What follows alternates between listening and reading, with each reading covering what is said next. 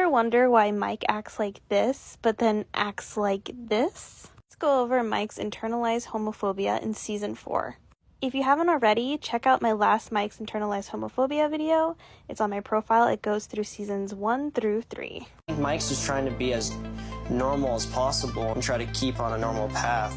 We start off Season 4 with Mike reading a letter from his girlfriend in front of a closet. There's even a one-way sign pointing directly to the closet. Keep this in mind because it's going to come back later.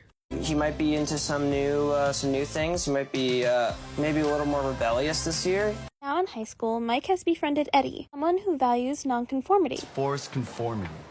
That's what's killing the kids! Celebrating what makes you a freak or unique. And for Mike, that's being gay.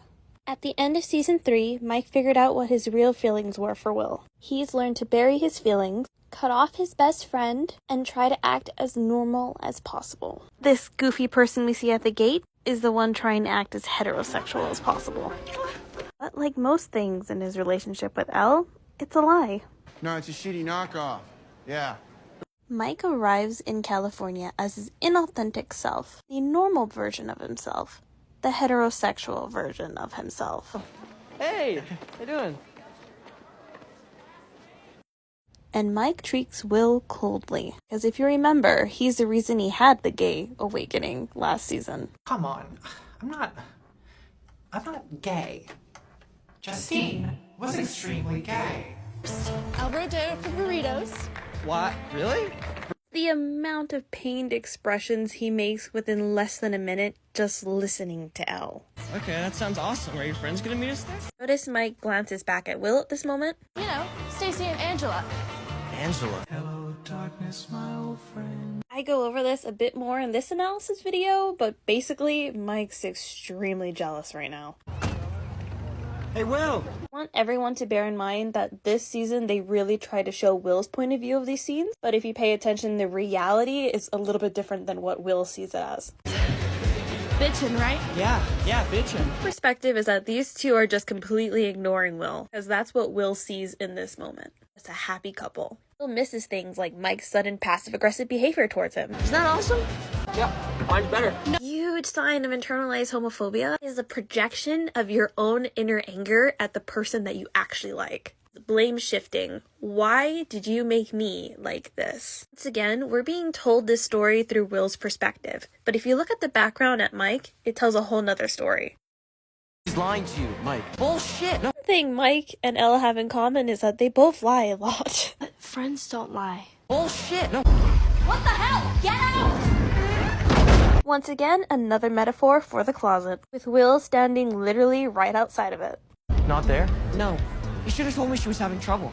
Well, I didn't know they were gonna be here, Mike. Yeah, but you knew that she was having trouble for like a year. You didn't tell me. I didn't know she was lying to you. Which is why you decided to be a douche to her all day? The absolute jump in logic here is insane, but here's the real reason he's upset. Rolling your eyes, you were moping, you were barely talking, you basically sabotaged the whole day. You weren't paying attention to me. That's what Mike was upset about. Did we get to see that perspective? No, because we were focused on Will's. She's lying to you, Mike. Straight to your face ever since you got here. Once again, this scene is a callback to the Season 3 friendship breakup scene. What about us? What? That reminds me of a dream I had where I was kissing a girl.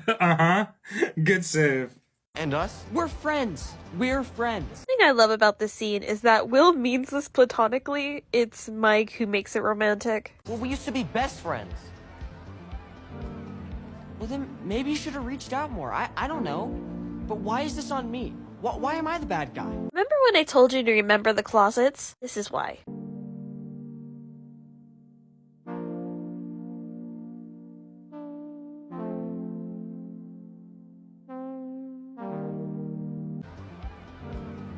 Well, then maybe you should have reached out more. I don't know.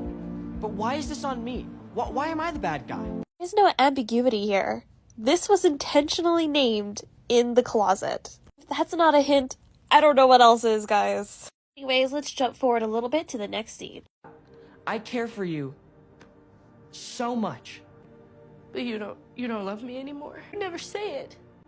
I say it. She knows I'm lying. She knows I'm lying. You can't even write it, Mike. Like, what is this? You can't let these mouth breathers ruin you. Ruin us. Sorry, who? Mike, who brought up anybody else except you? She's just talking about the fact that you couldn't say I love you, but you're bringing up other people? Why? So, are we just not gonna talk about it? If this body language isn't an indication, gee, I wonder why. Before the cops came, me and Elle, we had a bad fight. I don't know, this one just felt more adult. Like, it just felt more real. Like it was a fight that you can't come back from. And Mike is terrified of losing Elle, because once he loses Elle, he loses his last veil of attempting to be normal and hiding who he really is, which terrifies him. Notice how easily he slips into this happy, smiley self when he's around Will. He literally checks him out. Come on. You know, he's being a total self-pitying idiot. I didn't say it. You didn't have to. You never say it. I say it. These two scenes directly contrast each other, showing that with one relationship, it's more authentic than the other. In one, Mike can be his true self. The other, it's a lie. It's Hawkins. It's not the same without you. And I don't know, maybe I feel like I lost you or something. You'll remember in season 3, the letter actually had dialogue similar to this. I guess I've been feeling distant from you. Like you're pulling away from me or something. I think it'll be easier if we're a team. Friends. Best friends. Boyfriend. No. Cool. Cool. All busted as hell. We talk about missing season 2 protective Mike, so here's some shots of him now.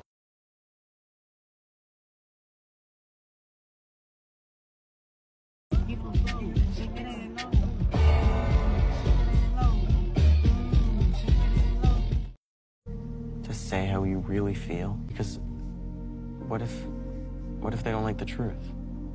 Mike doesn't love Elle, not in the way that she wants. As long as Susie's coordinates are right about another 90 miles, why? We could just play D&D and Nintendo for the rest of our lives. Yeah. This is a callback to Mike's wants in season 3. Hey, what did you think, really?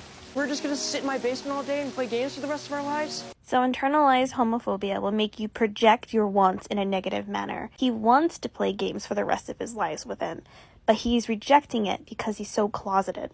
Totally.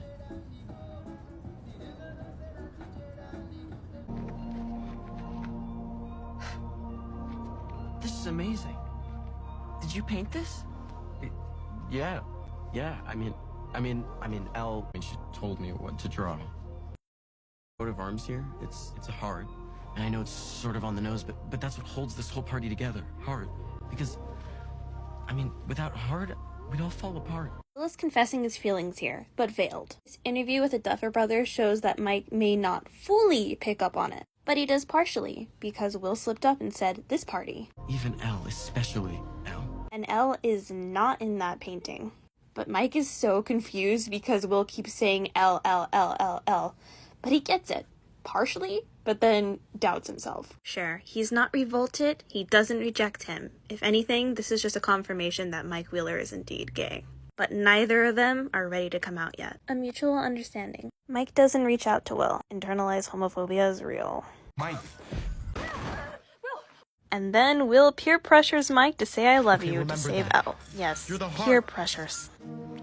I love you. Go into depth on all Mike's lies here. I love you with your powers. I love you without your powers. And you're a superhero.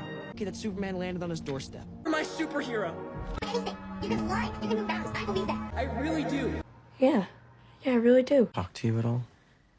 Not much. Elle saw through that confession. It really was a fight you couldn't come back from. Will is in the light, and Mike is in the dark. One kinda came out, the other one didn't. I'm looking forward to see how they resolve this plotline, because now that Mike doesn't have his heterosexual shield, he has to confront his feelings.